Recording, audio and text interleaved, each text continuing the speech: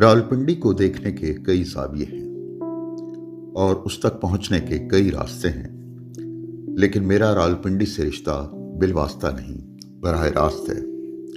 रावलपिंडी के ही बाकी सजीले शायर बाकी सिद्दीकी ने कहा था, तुम ज़माने की राह से आए वरना सीधा था रास्ता दिल का।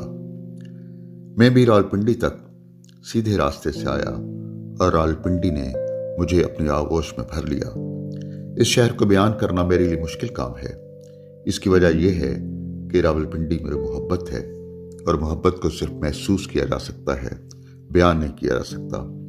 यूं भी रावलपिंडी की पहचान के कितने ही रंग हैं, किसका इंतखाब करें और किसको छोड़ें, बड़ा मुश्किल काम है। रावलपिंडी का नाम रावलपिंडी क्यों है, इसकी भी दिलचस्प कहानी है। रावल एक कबीला था जिसके नाम पर इस बस्ती का आगाज हुआ। पिंड